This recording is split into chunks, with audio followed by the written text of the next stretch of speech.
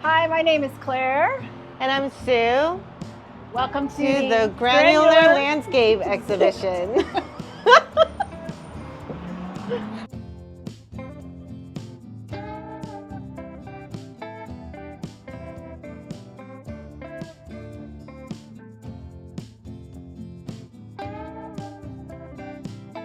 My name is Claire Paul, and if I were to describe my work in just a few words, I would say that I'm really interested in sonic or sound processes and how they relate to the visual world. So generally speaking, most of the work that I start with or an idea comes from this relationship to working with sound. So these leaves are actually sea grape leaves from Florida, from the coast, and they are embroidered with various sequins and beads. This one is actually painted, but this idea came about through the realization of what's called a performance direction. So a lot of my work is influenced by sound, but also this background in music. Most of the time when you read music, it has directions on it. So one of the other practices that I've really appreciated from other artists is this idea that I take a verb or a direction and I apply it to various mediums. So for example, with the leaf here, the performance direction was enhance. And really it could have been anything that I enhanced, but I happened to be looking at the ground and seeing these really beautiful sea grape leaves, and it just kind of occurred to me, what could I do with them to enhance them? So I began embroidering them, and it's kind of taken off since then.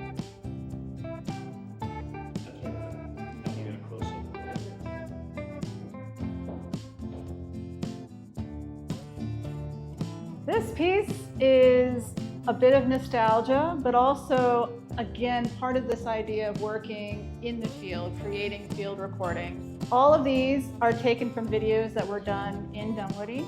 I wanted to capture those and record them. So I started to create this mix of videos that were kind of showcasing the different seasons. But then coming back to this idea of examination on the granular level, I kept thinking of, like, wouldn't it look cool if they were on the old school bubble TVs, because those have so many dots, they're so granulated. And I realized that most of the time, that's exactly what we don't want today in any photograph or video. We want everything to be crystal clear.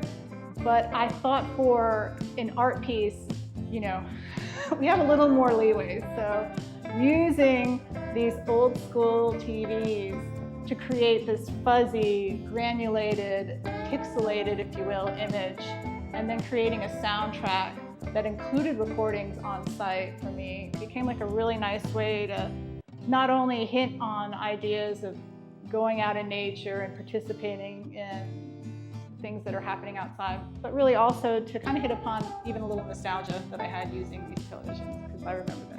So for this piece, was really kind of thinking about how could I make a visual work that was directly affected by a sonic or audio input. And originally I started this piece with the idea that I was going to use the looped video. But then I saw that a digital microscope was for sale, and I thought, well, how much more interesting would it be to take this idea of granular and really move it into the realm of examination. So examination becomes a component of this work. And as you can see, as I'm moving closer to the audio and the audio input signal, that we're going to start to have a sound affected visual output. It's kind of like the oscilloscope when maybe you were in your high school physics class and they had that little wave that goes up and down that shows, you know, the frequency and the amplitude, that's the word I'm looking for, of what it is we're looking at. And examine, for me, as I was working with a lot of these other works, I was really looking at things up close, and this idea of using a microscope and being able to really change out any visual that we would like during the exhibit becomes a much more interactive aspect of creating a live, almost performative way of using a projection.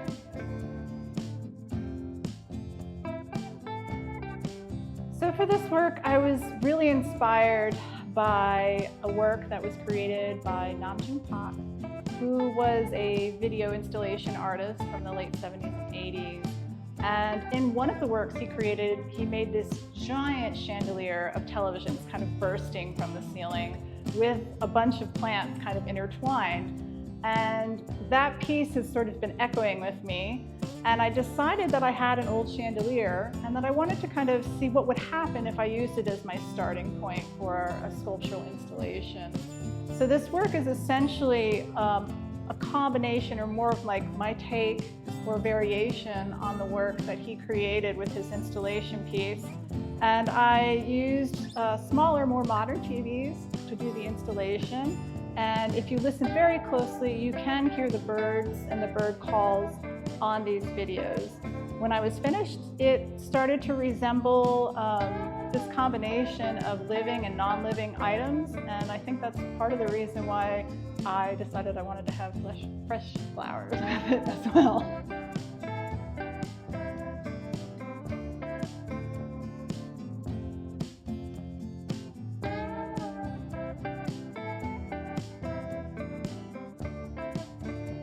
Hi, my name is Soo Young, and I'm a local artist here. I work mainly with grains, different types of grains, and there's some pieces that I would like to show you. So my work really began as a dialogue with my grandmother using the grain of rice, because growing up, she grew up during the Korean War where they didn't have a lot to eat, and rice was actually scarce for people to get. Flour was easier for the people to eat because of the American Army providing them with flour and like cornmeal and cornbread. And so growing up, she would tell us, you have to eat every single grain of rice because, you know, like this is precious stuff to her. But now we live in a world in abundance where one grain of rice doesn't really seem like a big deal than it was to her. And so my work kind of began as a dialogue where I can tell my grandma, look, we live in different times now, and we live in a time of abundance where I can use it for artwork, and people can look at it differently, we can appreciate it differently. But now my work has developed where it's a dialogue not just between my grandmother and I, but I realized that rice is actually a staple food across cultures. And so we can actually come together at like an understanding of, you know, where rice is from our own backgrounds, and the way we connect to the work, we kind of like bring our own culture to it. And so this work was influenced by rice cakes. We have these rice cakes that we use in our culture for like special occasions like weddings or birthdays and such. And it's basically rice cakes that we eat to celebrate times together. That's just part of the culture that I grew up in. But my husband, who grew up here in the States, looked at it and was like, oh, looks like Easter eggs. And so I just thought it was hilarious because, I mean, we both connected through the medium of rice, but because he grew up in a different culture than me, the way he saw the work translated different than the way that I saw the work. But I love that idea that we could bring our two different cultures and have something to talk about because we connected through the medium of rice. I want to show you a sample of some of my palette that I use, different types of grains. So as I discover different types of grains, a lot of the grains that come naturally white, I try to roast them in different hues to get various colors and textures.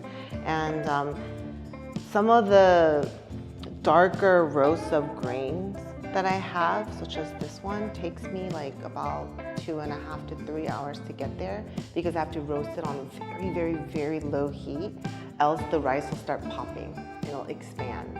And so on low heat, I just turn on some Netflix or something.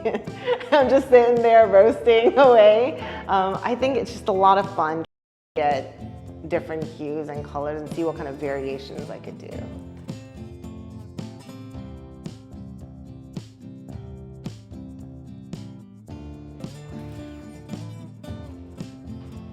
So here you can see lots of different samples of the different types of grains that I use up close.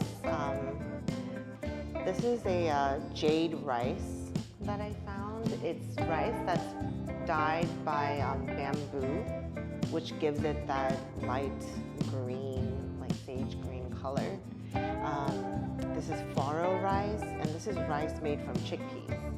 And the rice you see back here, this is arbor rice. I use lots of different grains like long grain, short grain, parboiled rice, brown rice. Basically, every time I go to a grocery store, I go to the rice section and see what new discoveries I can find. And you'd be fascinated by like all the different like grains from all over the world. And I try to put a little bit of different flavors of different parts of the world and cultures into my work.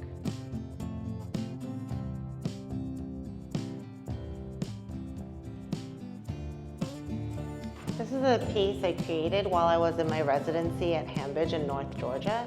At Hambridge, you're surrounded by just nature. And so I was really trying to communicate more with the medium that I was using, and my pieces use wood panel in the back. So as I was kind of thinking about how I can work with the medium, I decided to preserve some of the natural flow of the wood grain.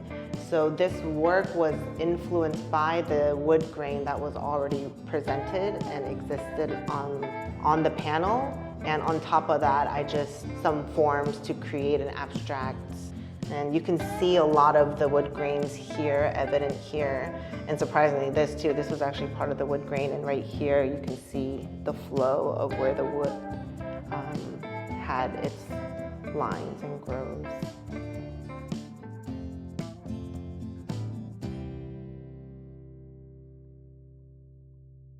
Thanks for coming.